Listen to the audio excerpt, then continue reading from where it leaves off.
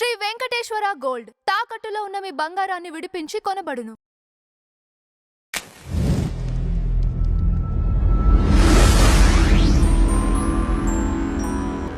తరిమేయటం అనేది పెద్ద ఆయుధం అండి వాళ్ళకి. ఈ రోజున కాశ్మీర్ ఉంది. కాశ్మీర్లో ఇందాక మీరు చెప్పారు కదా, మేము సెక్యులర్స్ చాలా హ్యాపీగా ఉన్నామండి, వాళ్ళతో బాయి బాయి అనుకుంటా అని చెప్పేసి అన్నారు. కాశ్మీర్ ఫైల్స్ సినిమా చూస్తే అర్థమవుతుంది. నిన్నటిదాకా బాయి బాయి అన్నోడే తెల్లారి బియ్యం డబ్బాలు చూపించేది వాడే మనకి. బియ్యం డబ్బాలు చూపించి బియ్యం డబ్బాలు దాక్కున్న వాళ్ళు కూడా నరికిస్తూ ఉంటారు. వాళ్ళు తరిమి రలీవ్ గలీవ్ చెలివ్ తరిమేస్తే ఈరోజు అక్కడ ముస్లిం జనాభా మెజారిటీగా ఉన్నారు కాశ్మీర్లో. అలాగే కేరళలో చూసుకుందాం. ఇందాక చెప్పే కదా మలప్పురం జిల్లాలో.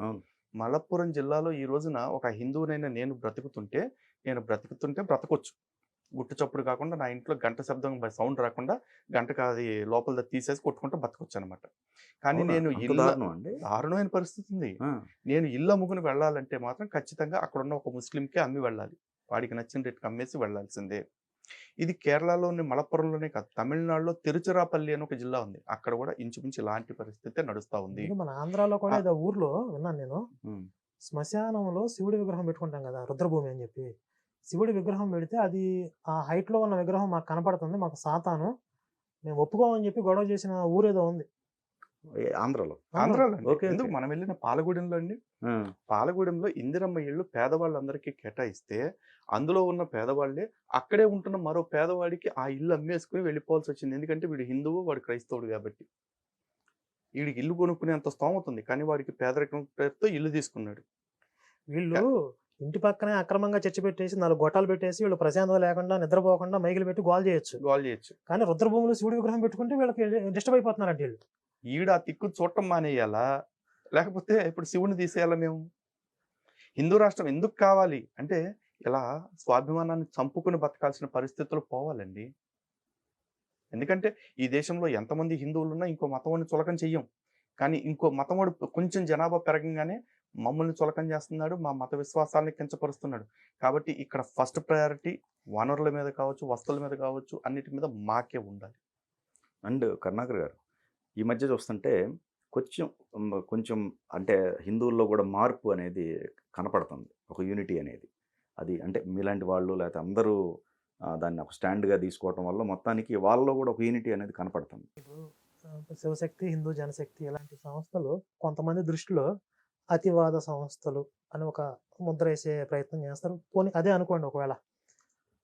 మరి ఇలాంటి అతివాద సంస్థలకి ప్రజలు సపోర్ట్ చేస్తున్నారా లేదా? ఇప్పుడు సంస్థలు సర్వైవల్ అవుతున్నాయి అంటే సపోర్ట్ చేస్తున్నారు కదా, ఎందుకు చేస్తున్నారు మరి? ఇప్పుడు మా పోరాటంలో న్యాయం లేకపోతే ఇప్పుడు మేము అన్ని అబద్ధాలు చెప్తున్నాం. అసలు నిజంగా హిందువులకి ఇబ్బందికర పరిస్థితులు లేవు బయట రియాలిటీ చూసుకుంటే. మేమే కల్పించి చెప్తున్నాం అనుకోండి. ఇప్పుడు జనాలు ఎందుకు మాకు సపోర్ట్ చేస్తారు? అరే మీరు చెప్పే అబద్ధాలు, ఇక్కడ ప్రశాంతంగా ఉంది, మాకు ఏ పాస్టర్ వల్ల కూడా మేము ఇబ్బందులు పడట్లేదు, మేము అన్నదమ్ముల్లా కలిసి ఉంటున్నాం అని చెప్పి వాళ్ళే మమ్మల్ని చీకొడతారు కదా. ఇంకా చెప్పాలంటే మా వాయిస్ సరిపోవట్లేదు అన్న, మీరు ఇంకా గట్టిగా మాట్లాడాలి ఇంకా అనేవాళ్ళు. మాకు ఆ కామెంట్లు చూడండి మీరు, చాలా ఏందన్న తక్కువ తిడుతున్నావు, మీరు ఇంకా తక్కువ మాట్లాడుతున్నారు, అసలు నాకు రక్తం మరిగిపోతుంది అనేవాళ్ళు బోల్డ్ మంది అన్నారు. ఎందుకంటే వాళ్ళకి తగిలిన దెబ్బలు అలాంటివి.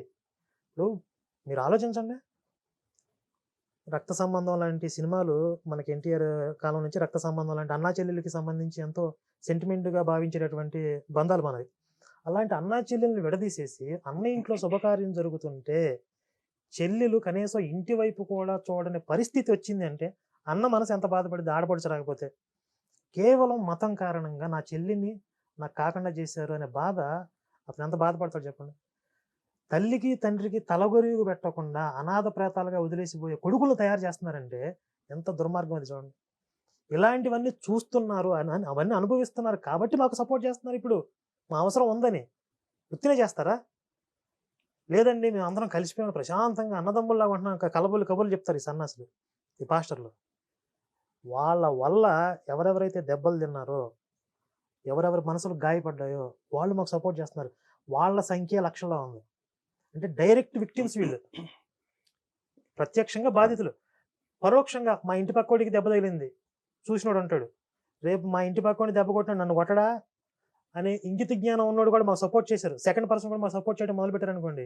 ఇప్పుడు మేము చెప్పాం కదా, రాజకీయ పార్టీలు మెడలు కూడా ఉంచుతాం అవసరం అయితే అని. అది సాధ్యమైద్ది. డైరెక్ట్ విక్టిమ్స్ మాత్రమే మనకి సపోర్టర్స్గా ఉన్నారు. ఉన్నారు.